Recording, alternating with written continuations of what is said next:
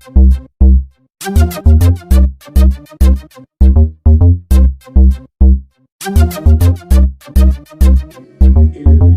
en captivité, le loup peut être très familier.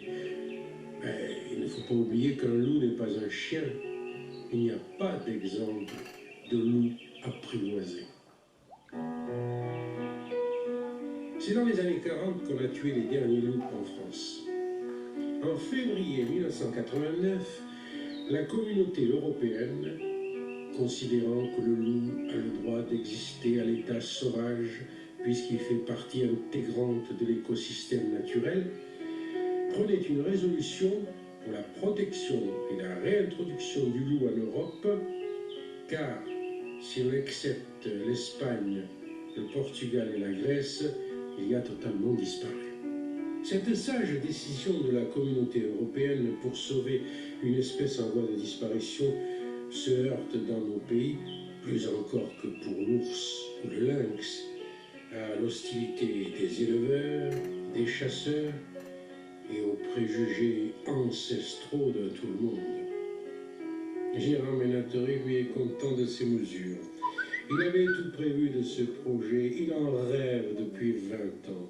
La création d'un immense parc où les loups pourraient réapprendre la vie sauvage avant d'être remis en liberté.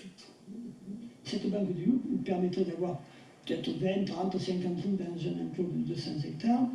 Et le jour où les pouvoirs publics, qui ont déjà donné le feu vert, puisqu'ils protègent le loup, ils ont accepté de protéger le loup, eh bien, on les a sur place et on va les réintroduire. La Lozère est le département le moins peuplé de France et de très loin, alors évidemment, il y a des espaces immenses, et évidemment, ce serait un coin idéal avec peut-être la Haute-Loire, le Cantal, les départements du centre, du Massif central. En France, les chiens errants tuent entre 50 000 et 70 000 moutons. Alors je ne vois pas où est le problème avec les loups. Les loups tueraient beaucoup moins de moutons d'abord, et puis ils tueraient aussi quelques chiens. Ça, je ne vois pas. Et ce qui est important pour les paysans, c'est que, à la rigueur, des chiens auront dévasté un troupeau de moutons. Et bien, s'il y a 4 loups dans le pays, on dira « Ah, mais ce sont les loups qui les ont fait ». Les loups auront bon dos. Seulement, comme la communauté européenne, depuis la Convention de Berne du 19 septembre 1979, la Convention de Berne stipule que le loup est protégé dans tous les pays de la communauté européenne et que les dégâts qui sont susceptibles d'être commis par les loups sont remboursés par la communauté européenne. Je ne vois pas où est l'intérêt des paysans, il me semble qu'il est clair, l'intérêt est Dieu des loups. Bien sûr que nous sommes tous d'accord pour le sauvetage des bébés phoques de l'océan Arctique ou celui des éléphants d'Afrique décimés par les trafiquants d'ivoire. Mais chez nous, si l'on vous disait que pour les mêmes raisons, il faut relâcher des loups dans la nature, pourquoi? Mais simplement parce qu'ils ont le droit d'y être, qu'ils font partie d'un patrimoine naturel qu'il nous faut protéger. Et attention, il faudrait aussi en payer le prix. Pour aimer les loups, ou même seulement les respecter, il faut d'abord les connaître mieux, en avoir moins peur. Il faut oublier Charles Perrault et son chaperon rouge. Il faut, comme Gérard Ménatori, apprendre leur langage. Alors sans trembler, vous pourrez comme lui goûter ce bonheur, les nuits de pleine lune, hurler avec les loups.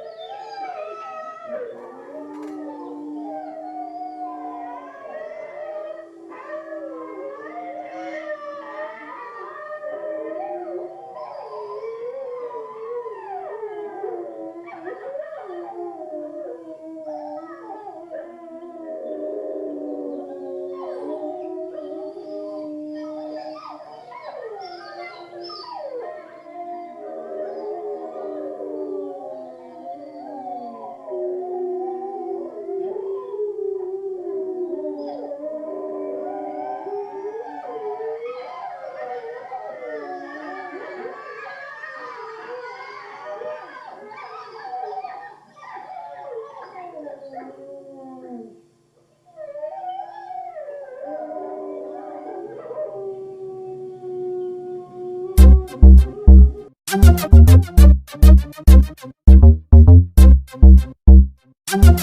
you.